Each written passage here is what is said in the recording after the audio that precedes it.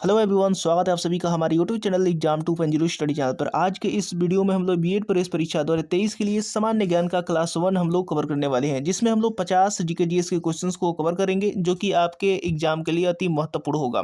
तो चलिए स्टार्ट करते हैं आज का वीडियो। और इसी तरीके के नए वीडियो देखने के लिए हमारे चैनल के साथ जुड़ जाइए, और चैनल को अभी तक सब्सक्राइब नहीं किया है तो चैनल को सब्सक्राइब करके बेल आइकन बटन भी दबा दीजिए, ताकि हमारा एक वीडियो का नोटिफिकेशन आपसे मिस ना हो सके। तो देखते हैं आज का पहला प्रश्न क्या दिया गया सामान्य ज्ञान का।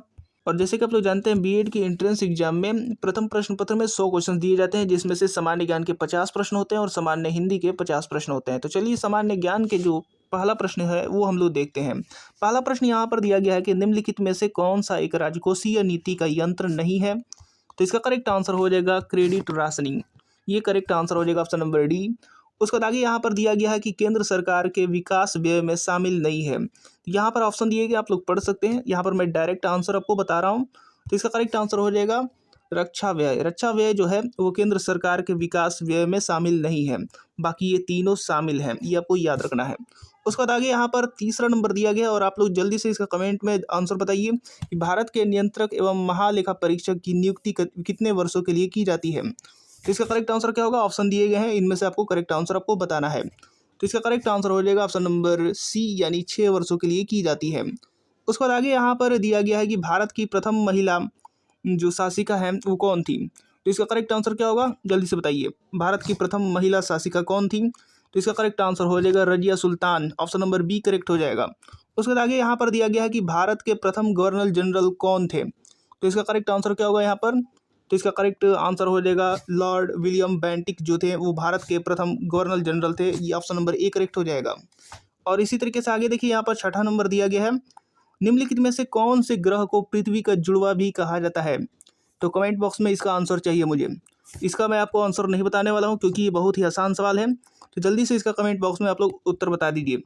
आगे देखते हैं, यहाँ पर सातवां नंबर दिया गया है कि निम्नलिखित में से किस काल्पनिक रेखा के द्वारा समान वर्षा स्तर वाले स्थानों को जोड़ा जाता है। तो इसका करेक्ट आंसर आपको बताना है। तो इसका करेक्ट आंसर क्या होगा यहाँ पर, इसका करेक्ट आंसर हो जाएगा समवर्षा रेखाएं, जो कि समान वर्षा स्तर वाले स्थानों को जोड़ा जाता है इसके द्वारा। उसके बाद आगे दिया गया है कि फफूंद या कवक के अध्ययन को क्या कहते हैं। तो जल्दी से इसका करेक्ट आंसर बताइए। फफूंद या कवक के अध्ययन को क्या कहा जाता है। तो इसका करेक्ट आंसर हो जाएगा ऑप्शन नंबर सी, कवक विज्ञान कहा जाता है। और मैं आपको बता दे रहा हूँ, जो छठा का आंसर हो जाएगा यहाँ पर, निम्नलिखित में से कौन से ग्रह को पृथ्वी का जुड़वा भी कहा जाता है। तो इसका करेक्ट आंसर हो जाएगा शुक्र। शुक्र ग्रह पृथ्वी का जुड़वा कहा जाता है। उसके बाद आगे यहाँ पर दिया गया है, देखते हैं नौवां नंबर। उसके बाद यहाँ पर 9वां नंबर दिया गया है कि निम्नलिखित में से कौन सा जीवाणु दही के जमाने के लिए उत्तरदायी होता है। तो इसका करेक्ट आंसर आपको बताना है।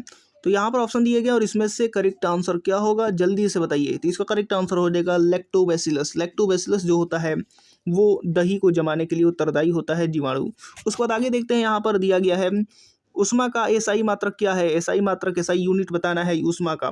तो इसका करेक्ट आंसर क्या होगा, इसका करेक्ट आंसर हो जाएगा जूल। जूल जो हो जाएगा वो उष्मा का एसआई मात्रक है, एसआई यूनिट है। उसके बाद आगे यहाँ पर दिया गया है कि निम्नलिखित में से कौन एक प्रसिद्ध भारतीय शास्त्रीय नृत्यांगना है। तो भारतीय शास्त्रीय नृत्यांगना कौन है, इनमें से आपको बताना है। तो इसका करेक्ट आंसर हो जाएगा option number C, Sonal Mansingh, यहाँ पर करेक्ट हो जाएगा। उसके बाद आगे हम देखते हैं 12 नंबर की, भारत के कितने राज्य नेपाल के साथ सीमा साझा करते हैं। तो भारत के कितने राज्य नेपाल के साथ सीमा साझा करते हैं। तो इसका करेक्ट आंसर हो जाएगा ऑप्शन नंबर डी, 5 राज्य जो हैं वो नेपाल के साथ सीमा साझा करते हैं। उसके बाद अगला प्रश्न यहाँ पर 13 नंबर दिया गया है कि निम्नलिखित में से कौन जीडीपी अपस्फीति कारक कहलाता है। तो यहाँ पर ऑप्शन दिए गए, और इसमें से करेक्ट आंसर आपको बताना है। तो इसका करेक्ट आंसर हो जाएगा ऑप्शन नंबर ए, अवास्तविक से वास्तविक जीडीपी का अनुपात जो होता है वो जीडीपी अपस्फीति कारक कहलाता है, ये आपको याद रखना है। उसके बाद 14 नंबर दिया गया है कि कौन सी संस्था नजर रखती है कि बैंक वास्तव में नकद शेष बनाए हुए हैं।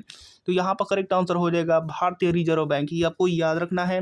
उसके बाद आगे यहाँ पर दिया गया है 15 नंबर, और 15 नंबर के यहाँ पर आपको आंसर बताना है, निम्नलिखित में से किस देश के पास लिखित संविधान नहीं है। तो यहाँ पर करेक्ट आंसर क्या होगा, तो यहाँ पर करेक्ट आंसर हो जाएगा कि ऑस्ट्रेलिया, संयुक्त राज्य अमेरिका और बांग्लादेश, इन सभी के पास लिखित संविधान है, लेकिन यूनाइटेड किंगडम के पास लिखित संविधान नहीं है। तो इसका करेक्ट आंसर ऑप्शन नंबर ए हो जाएगा। उसके बाद आगे देखते हैं, यहाँ पर 16 नंबर, तक्षशिला विश्वविद्यालय किन नदियों के बीच स्थित है। यहाँ पर आपको डायरेक्ट आंसर बता दे रहा हूँ, सिंधु तथा झेलम नदियों के बीच स्थित थी तक्षशिला विश्वविद्यालय, ये आपको याद रखना है।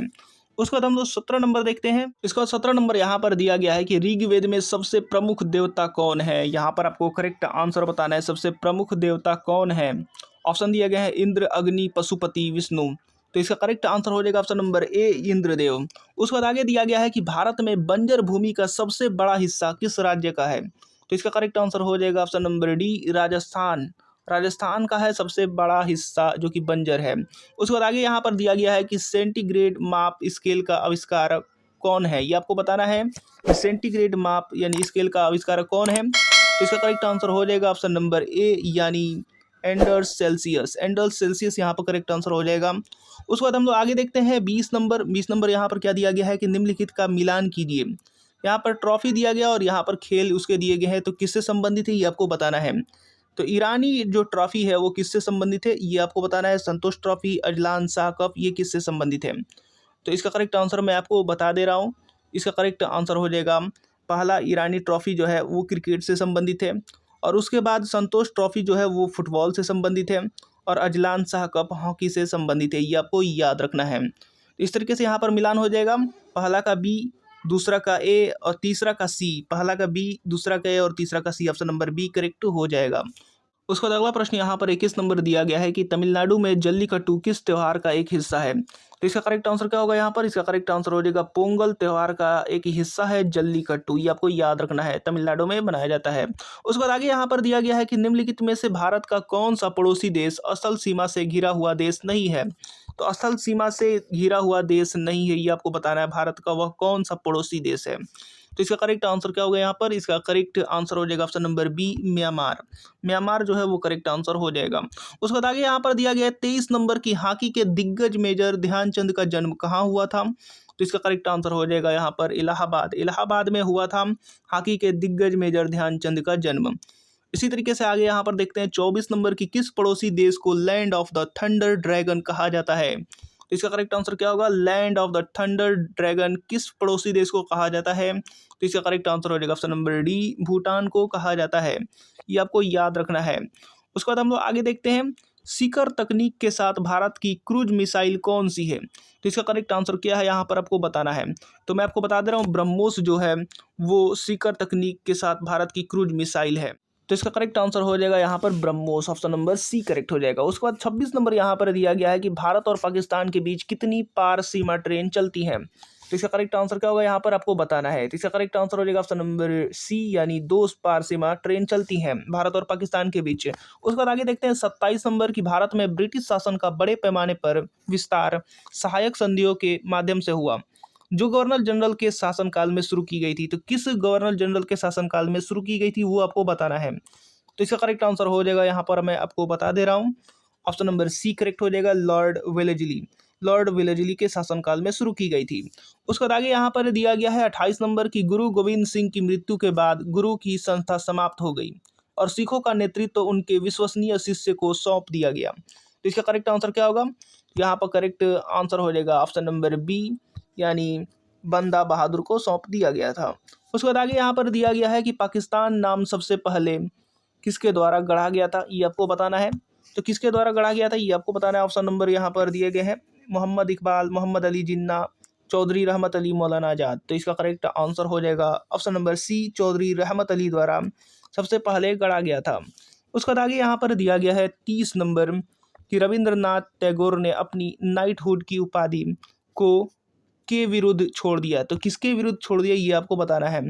तो किस मिशन के विरुद्ध और किस एक्ट के विरुद्ध यहाँ पर छोड़ा था ये आपको बताना है। तो इसका करेक्ट आंसर हो जाएगा option number B, Jallianwala Bagh नरसंहार के विरोध में छोड़ दिया था रविंद्रनाथ टैगोर ने अपनी नाइटहुड की उपाधि। उसके बाद आगे देखते हैं यहाँ पर 31 नंबर की गोदावरी नदी का उद्गम स्थल किस राज्य में है, ये आपको बताना है। उद्गम स्थल किस राज्य में है गोदावरी नदी का उद्गम स्थल। तो इसका करेक्ट आंसर हो जाएगा ऑप्शन नंबर सी, महाराष्ट्र में है। ये आपको याद रखना है। इसी तरीके से 32 नंबर देखते हैं भारत की सबसे बड़ी मीठे पानी की झील कौन सी है। तो बड़ी मीठे पानी की झील जो है वो कौन सी है ये आपको बताना है। इसका करेक्ट आंसर हो जाएगा सूलर झील। सूलर झील यहाँ पर लिखा गया, ऊलर झील होगा यहाँ पर। ऊलर झील जो है वो भारत की सबसे बड़ी मीठे पानी की झील है, ये आपको याद रखना है। चलिए इसके बाद अगला प्रश्न देखते हैं 33 नंबर। 33 नंबर दिया गया है कि भारतीय संविधान में कानून बनाने की निर्धारित प्रक्रिया काफ़ी हद तक डैश के संविधान द्वारा प्रभावित है। तो कहाँ के संविधान द्वारा प्रभावित है ये आपको बताना है। तो इसका करेक्ट आंसर हो जाएगा संयुक्त राज्य America. Option number D correct हो जाएगा। उसके बाद आगे देखते हैं यहाँ पर 34 नंबर, शिक्षा का अधिकार आरटीई अधिनियम वर्ष कितने में भारत की संसद द्वारा अधिनियमित किया गया था। तो ये आपको बताना है, आरटीई अधिनियम जो है वो कितने में भारत की संसद द्वारा अधिनियमित किया गया था। तो इसका करेक्ट आंसर हो जाएगा ऑप्शन नंबर डी, यानी 2009 में किया गया था। उसके बाद 35 नंबर देखते हैं। तो अगला प्रश्न यहाँ पर दिया गया है कि महाराजा सवाई जयसिंह द्वितीय ने डैश में एक खगोलीय वेधशाला स्थापित की। तो बताना है कि कहाँ पर एक खगोलीय वेधशाला स्थापित की थी महाराजा सवाई जयसिंह ने। तो इसका करेक्ट आंसर हो जाएगा यहाँ पर ऑप्शन नंबर ए, यानी उज्जैन में स्थापित की थी खगोलीय वेधशाला। उसके बाद आगे यहाँ पर दिया गया है कि निम्नलिखित में से किस रियासत ने 1947 में पाकिस्तान में मिलने की घोषणा की थी, लेकिन बाद में जनमत संग्रह के बाद इसे भारत में शामिल होने के लिए मजबूर होना पड़ा था।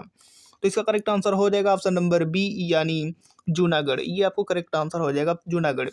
उसके बाद हम लोग 37 नंबर देखते हैं। और ये वीडियो आपको पसंद आ रहा है तो इसको लाइक कीजिए और खूब से खूब शेयर कीजिए उन लोगों के पास जिनका बीएड एग्जाम होने वाला है 24 अप्रैल को। और यहाँ पर देखिए 37 नंबर दिया गया है। और अभी तक आप लोगों ने इसको सब्सक्राइब नहीं किया है तो चैनल को सब्सक्राइब कर लीजिए और साथ में बेल आइकन बटन भी दबा दीजिए ताकि हमारा एक वीडियो को नोटिफिकेशन आपसे मिस ना हो सके। 37 नंबर यहाँ पर दिया गया है कि निम्नलिखित भारतीय राज्यों में से किस में से कर्क रेखा नहीं गुजरती है। आपको बताना है कि किस में से कर्क रेखा नहीं गुजरती है। तो इसका करेक्ट आंसर हो जाएगा option number D, Uttar Pradesh. ये आपको याद रखना है। बाकी इन सभी राज्यों से कर्क रेखा गुजरती है, राजस्थान हो गया, त्रिपुरा, मिजोरम। उसके बाद आगे देखते हैं, निम्नलिखित भारतीय राज्यों में से किस राज्य में द्विसदनी विधानमंडल नहीं है। द्विसदनी विधानमंडल नहीं है किस राज्य में, आपको बताना है। तो इसका करेक्ट आंसर हो जाएगा ऑप्शन नंबर सी, तमिलनाडु में नहीं है। बाकी ये उत्तर प्रदेश में, जम्मू एंड कश्मीर और कर्नाटक में द्विसदनी विधानमंडल है। उसके बाद आगे देखते हैं यहाँ पर 39 नंबर की भारत की संविधान सभा की संघ शक्ति समिति के अध्यक्ष कौन थे। तो इसका करेक्ट आंसर क्या होगा यहाँ पर। इसका करेक्ट आंसर हो जाएगा option number A, doctor Rajendra Prasad जो है भारत की संविधान सभा की संघ शक्ति समिति के अध्यक्ष थे। उसका 40 नंबर दिया गया है कि हिमालय का तीसरा सबसे बड़ा शिखर कौन सा है।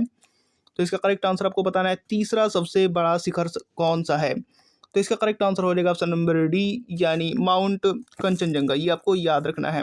सबसे पहले माउंट एवरेस्ट है, फिर K2 है, फिर उसके बाद कंचनजंगा। ये आपको याद रखना है। उसके बाद आगे देखते हैं यहाँ पर 41 नंबर दिया गया है कि प्रसिद्ध सूफी संत शेख सलीम चिश्ती की दरगाह उत्तर प्रदेश के कहाँ पर स्थित है। यानी आपको बताना है कि उत्तर प्रदेश में स्थित है, तो कहाँ पर स्थित है ये आपको बताना है। तो इसका करेक्ट आंसर हो जाएगा फतेहपुर सीकरी में स्थित है। ये आपको याद रखना है। उसके बाद 42 नंबर देखते हैं कि किसने एक अंग्रेजी पुस्तक अग्नि सेलिंग इंडिया, अनिल ऐसिंग इंडिया, अग्नि नहीं अनिल ऐसिंग इंडिया लिखी है, जो बताती है कि भारत 25 से 30 वर्षों में महाशक्ति कैसे बन सकता है। तो इसका करेक्ट आंसर हो जाएगा ऑप्शन नंबर ए, वीरप्पा मोइली। वीरप्पा मोइली ने लिखा है अंग्रेजी पुस्तक। और उसके बाद आगे यहाँ पर दिया गया है 43 नंबर की प्राचीन गणित पुस्तक गणित सार संग्रह द्वारा लिखी गई थी। तो किसके द्वारा लिखी गई थी ये आपको बताना है। प्राचीन गणित पुस्तक गणित सार संग्रह किसके द्वारा लिखी गई थी। तो इसका करेक्ट आंसर हो जाएगा ऑप्शन नंबर बी, यानी महावीराचार्य द्वारा लिखी गई थी। ऑप्शन नंबर बी करेक्ट हो जाएगा। उसके बाद हम लोग आगे देखते हैं 44 नंबर दिया गया है कि निम्न में से पंजाब का कौन सा प्रसिद्ध वाद्य यंत्र लकड़ियों की कवि छड़ियों से मिलकर बना होता है। लकड़ियों की कवि छड़ियों से मिलकर के बना होता है, वह कौन सा वाद्य यंत्र है। तो इसका करेक्ट आंसर हो जाएगा ऑप्शन नंबर सी, चिक्का जिसे कहते हैं। वो लकड़ियों की कई छड़ियों से मिलकर के बना होता है। आगे देखते हैं यहाँ पर 45 नंबर की विश्व स्वास्थ्य दिवस प्रति वर्ष कब मनाया जाता है, ये आपको बताना है। तो ये तो आपको मालूम ही होगा विश्व स्वास्थ्य दिवस कब मनाया जाता है। इसका करेक्ट आंसर हो जाएगा ऑप्शन नंबर बी, यानी 7 अप्रैल को मनाया जाता है। ऑप्शन नंबर बी करेक्ट हो जाएगा, विश्व स्वास्थ्य दिवस मनाया जाता है। उसके बाद आगे देखते हैं यहाँ पर 46 नंबर यहाँ पर दिया गया है कि महात्मा गांधी के प्रिय भजनों में से एक वैष्णव जन तो के रचयिता कौन है। तो ये आपको करेक्ट आंसर बताना है यहाँ पर। तो इसका करेक्ट आंसर क्या होगा यहाँ पर। इसका करेक्ट आंसर हो जाएगा ऑप्शन नंबर सी, जो है नरसिंह मेहता। नरसिंह मेहता जो है वैष्णव जंतों के रचयिता हैं। उसके बाद आगे देखते हैं यहाँ पर किसने मगध की राजधानी राजगिरी से पाटलिपुत्र स्थानांतरित की थी। तो इसका करेक्ट आंसर क्या होगा यहाँ पर। इसका करेक्ट आंसर हो जाएगा ऑप्शन नंबर डी, अजातशत्रु ने की थी। इसके बाद अगला प्रश्न यहाँ पर 48 नंबर दिया गया है कि योगक्षेम वहाम्यम किसका आदर्श वाक्य है। तो यहाँ पर ऑप्शन दिए गए और इसमें से करेक्ट आंसर आपको बताना है। तो इसका करेक्ट आंसर हो जाएगा LIC ऑफ इंडिया, यानी भारतीय जीवन बीमा निगम। भारतीय जीवन बीमा निगम का आदर्श वाक्य है योगक्षेम वहाम्यम। ये आपको याद रखना है। इसी तरीके से 49 नंबर दिया गया है कि भारत और श्रीलंका को कौन सा जलडमरू मध्य यानी खाड़ी अलग करता है। तो इसका करेक्ट आंसर क्या होगा। यहाँ पर ऑप्शन दिए गए, इसमें से आपको बताना है। तो जल्दी से इसका करेक्ट आंसर आपको बताइए। तो यहाँ पर करेक्ट आंसर हो जाएगा पाक जल डमरू मध्य जो है वो भारत और श्रीलंका को अलग करती है। उसके बाद आगे दिया गया है कि भारतीय साहित्य में आरंभिक 20वीं शताब्दी के मुख्य हिंदुस्तानी लेखक धनपत राय को किस नाम से जाना जाता है। तो इसका करेक्ट आंसर क्या होगा, धनपत राय को किस नाम से जाना जाता है। तो इसका करेक्ट आंसर हो जाएगा ऑप्शन नंबर सी, यानी मुंशी प्रेमचंद के नाम से जाना जाता है। और ये सामान्य ज्ञान का 50वां प्रश्न था और यहाँ पर कंप्लीट हो गया। उसके बाद हम लोग आने वाले वीडियोज़ में सामान्य हिंदी का हम लोग क्लास 1 को कवर करेंगे। चलिए मिलते हैं अगले वीडियोज़ में, और अभी तक इसको सब्सक्राइब नहीं किया है तो चैनल को सब्सक्राइब करके साथ में बेल आइकन बटन भी दबा दीजिए ताकि हमारा एक वीडियो को नोटिफिकेशन आपसे मिस ना हो सके। तो मिलते हैं अगले वीडियोज़ में।